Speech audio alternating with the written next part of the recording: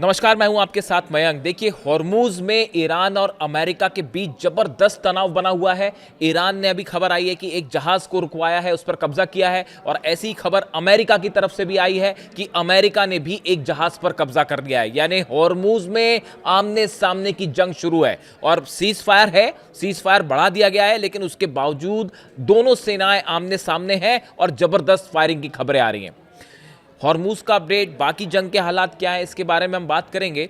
लेकिन आज मैं एक ऐसे मुद्दे की तरफ आपका ध्यान आकर्षित करना चाह रहा हूं जो बेहद गंभीर मामला है और जिसको लेकर अमेरिका में अब कई अखबारों में खबरें छपी हैं। देखिए, आपको ध्यान देना होगा, ध्यान से समझना होगा कि आखिर ये पूरा मामला क्या है। देखिए, सीआईए के पूर्व एनालिस्ट हैं लैरी जॉनसन। ये सीआईए जो अमेरिका की एजेंसी है, खुफिया एजेंसी है, इसके पूर्व एनालिसिस करते हैं, एनालिस्ट हैं लैरी जॉनसन। उन्होंने एक बहुत बड़ा दावा किया है। उनके दावे के मुताबिक हाल ही में सिचुएशन रूम, अमेरिका का जो वॉर रूम है या सिचुएशन रूम है, यहाँ पे डोनाल्ड ट्रंप अपने सेना प्रमुखों से बात करते हैं या प्लानिंग करते हैं। बीते शनिवार को, यानी 3 दिन पहले, डोनाल्ड ट्रंप ने एक मीटिंग बुलाई जिसमें डैन केन जो चीफ ऑफ जॉइंट स्टाफ है वो थे, मार्को रूबियो थे, डिफेंस मिनिस्टर पीट हेग्सेथ थे, तमाम सेना के अधिकारी थे। इसमें डोनाल्ड ट्रंप भी मौजूद थे। लेकिन तभी इस मीटिंग में कुछ ऐसा हुआ जो कि बेहद हैरान करने वाला था। इस मीटिंग में डोनाल्ड ट्रंप ने उस न्यूक्लियर बैग को लाने के लिए कहा जिसमें परमाणु बम का कोड होता है। ऐसा बताया जा रहा है कि डोनाल्ड ट्रंप ने मीटिंग के दौरान ये कहा कि उस बैग को लाया जाए जिसमें न्यूक्लियर कोड होता है। और इसके बाद जो है चीफ जॉइंट ऑफ स्टाफ है डैन केन, इनकी डोनाल्ड ट्रंप से बहस हो गई। डैन केन ने ट्रंप को ऐसा करने से रोका। अब सवाल यह है कि आखिर डोनाल्ड ट्रंप ने यह न्यूक्लियर बैग क्यों बुलवाना चाहते थे वो, इसको लेकर दो खबरें हैं।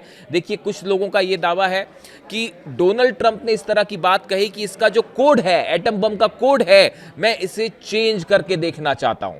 देखिए, एक खबर इस तरह की है।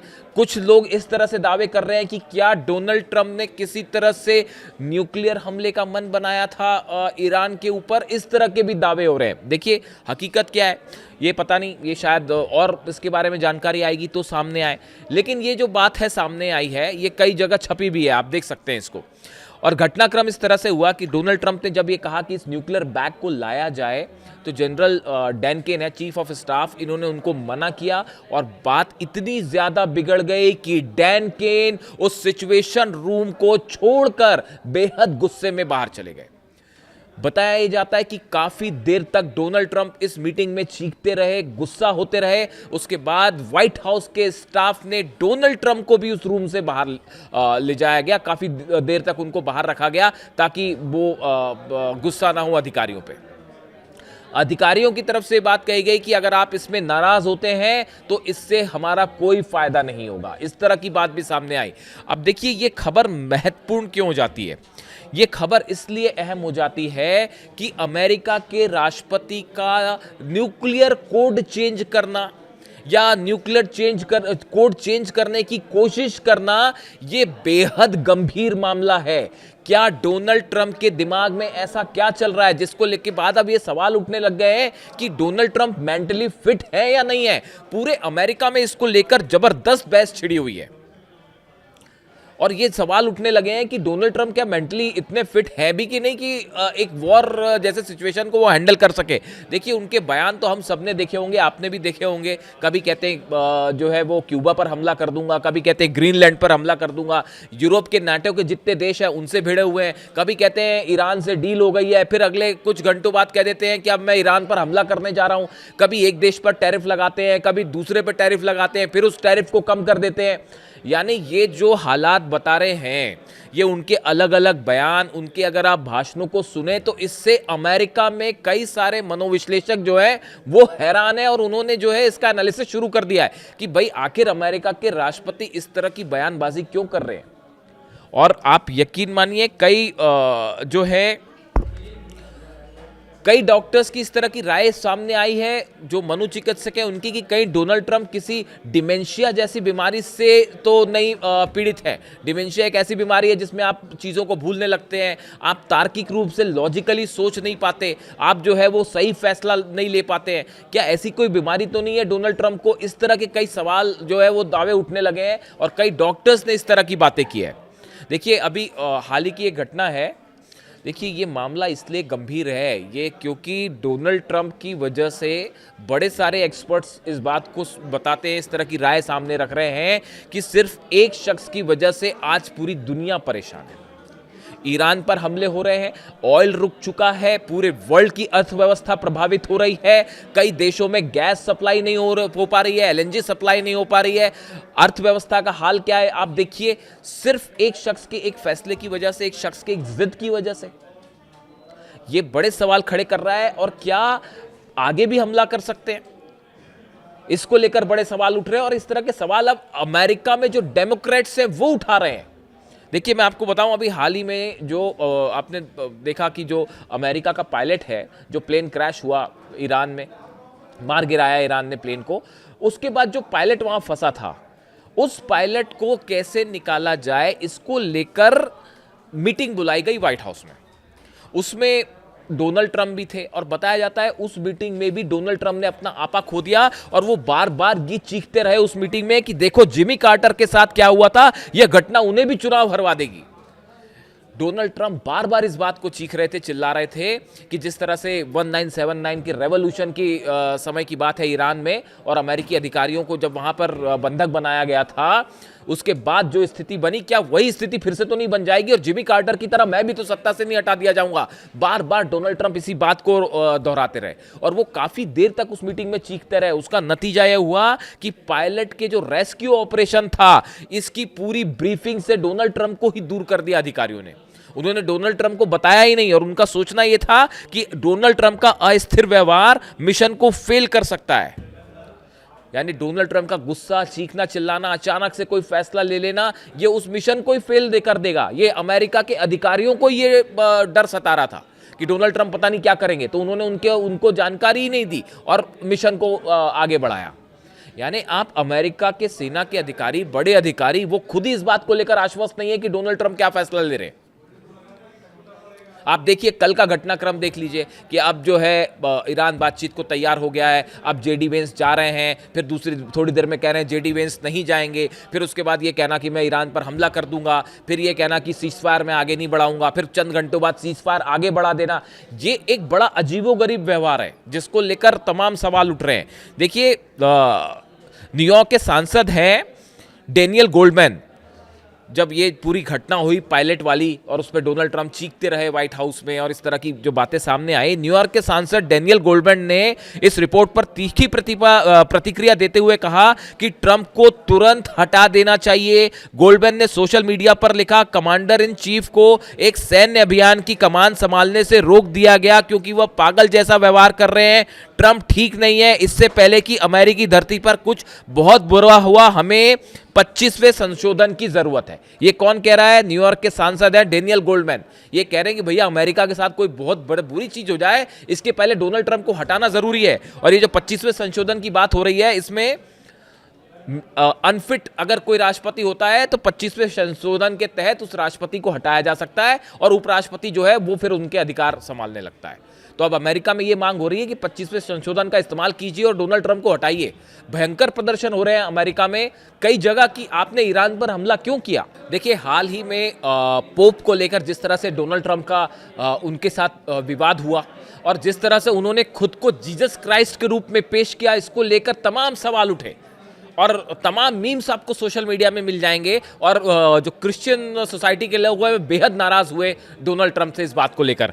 देखिए ट्रूथ सोशल पर हाल ही में कुछ वक्त पहले डोनाल्ड ट्रंप ने जिस तरह की अपशब्दों का इस्तेमाल किया था ईरान के लिए, हम तो उस शब्द का इस्तेमाल भी नहीं कर पाएंगे जो अमेरिका के राष्ट्रपति ने किया।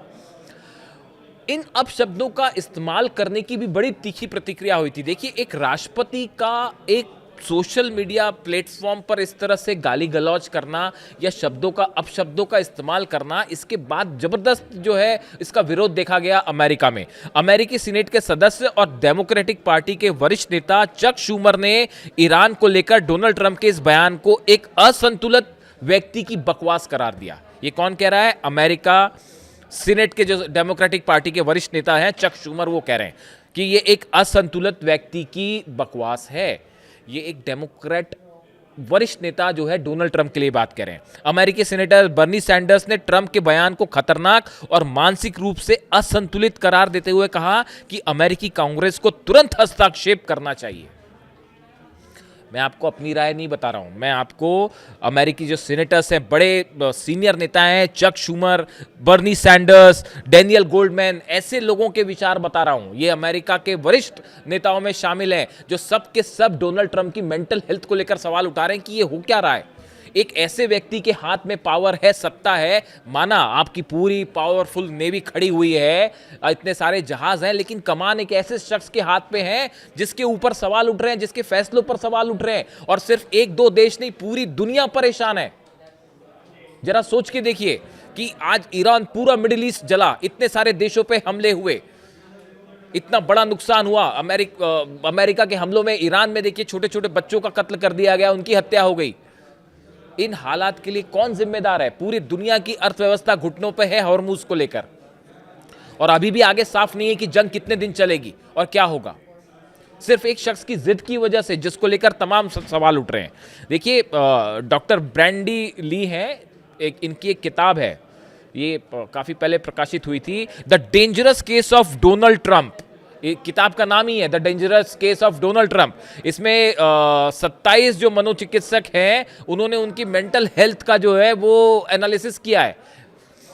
इसमें 27 मनोचिकित्सकों और अन्य लोगों ने ट्रंप के खतरनाक बर्ताव के बारे में बताया है। यानी वो पूरी किताब लिखी गई है उसके ऊपर कि डोनाल्ड ट्रंप की मेंटल सिचुएशन कैसी है। बीते साल सितंबर में 9/11 को याद करने के दौरान कैमरे ने ट्रंप के चेहरे के दाहिनी ओर एक स्पष्ट झुकाव देखा था। ये तस्वीरें तेजी से वायरल हुई। एक पॉडकास्ट जेरेमी कैप्लोविट्स ने उसी दिन एक्स पर लिखा, तो इस आदमी को 100% स्ट्रोक हुआ था। इस पोस्ट को 2,72,000 से ज्यादा बार जो है वो लाइक किया गया। इस तरह के उनकी हेल्थ को लेकर भी सवाल उठे कि क्या ये स्ट्रोक इनको हो चुका है। देखिए, ईरान के साथ जंग छिड़ी हुई है।